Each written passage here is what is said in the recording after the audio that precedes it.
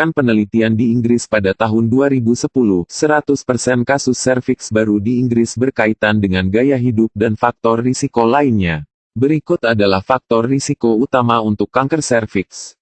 Faktor risiko kanker serviks dari gaya hidup.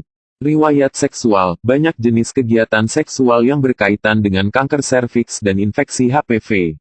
Contoh, seks sebelum usia 18 tahun, seks dengan banyak pasangan, dan seks dengan seseorang yang pernah memiliki banyak pasangan. Merokok, ketika seseorang merokok, ia dan orang di sekitarnya terpapar banyak bahan kimia penyebab kanker yang memengaruhi organ selain paru-paru.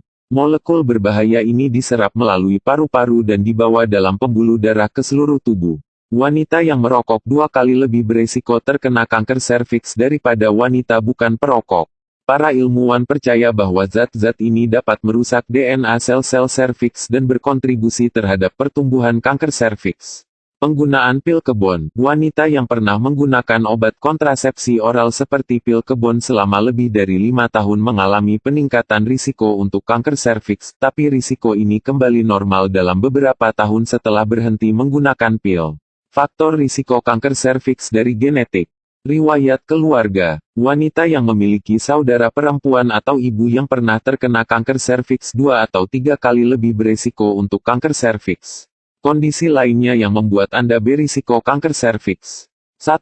Kelebihan berat badan. Wanita yang kelebihan berat badan lebih berisiko untuk terkena adenokarsinoma serviks.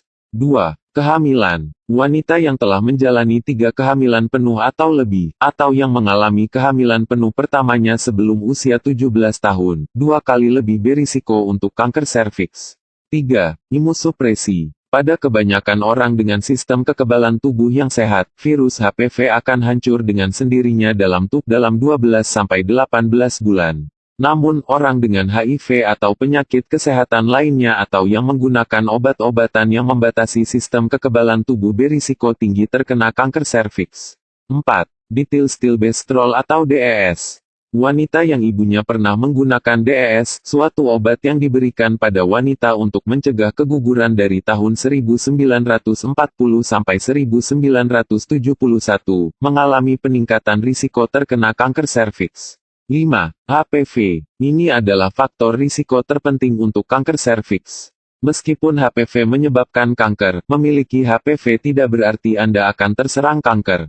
Kebanyakan wanita yang memiliki HPV, virus atau sel-sel abnormalnya, HPV-nya akan diangkat setelah pengobatan. HPV adalah infeksi kulit, menyebar melalui kontak kulit ke kulit dari satu orang ke orang lainnya yang memiliki virus. HPV juga menyebar melalui seks, termasuk seks vagina, anal, dan bahkan oral. Jenis HPV yang berbeda menimbulkan kutil di bagian-bagian tubuh yang berbeda. Sebagian menimbulkan kutil pada tangan dan kaki, yang lain cenderung menimbulkan kutil pada bibir atau lidah. Beberapa jenis HPV dapat menimbulkan kutil pada atau di sekitar organ kelamin dan daerah anal wanita dan pria. Ini dianggap HPV jenis risiko ringan karena jarang berkaitan dengan kanker, misalnya, kanker serviks, vulva, dan vagina pada wanita. Dipercaya bahwa wanita harus terinfeksi HPV untuk dapat terkena kanker serviks. Meskipun ini dapat berarti infeksi jenis yang beresiko tinggi, sekitar 60% dari semua kanker serviks disebabkan oleh HPV 16 dan 18. Infeksi HPV adalah hal yang umum, dan pada kebanyakan orang, tubuh dapat membersihkan infeksi ini dengan sendirinya. Namun terkadang, infeksi tidak menghilang dan menjadi kronis. Infeksi kronis, terutama ketika disebabkan oleh jenis HPV berisiko tinggi tertentu, pada akhirnya dapat menyebabkan kanker tertentu, seperti kanker serviks.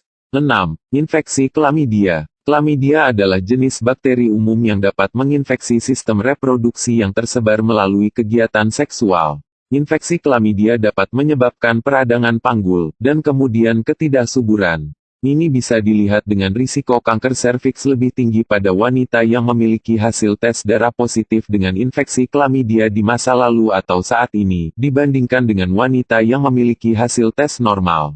Oleh karena tidak ada gejala pada wanita yang terinfeksi dengan klamidia, mereka bahkan mungkin sama sekali tidak tahu bahwa mereka terinfeksi sampai mereka dites untuk klamidia selama pemeriksaan panggul.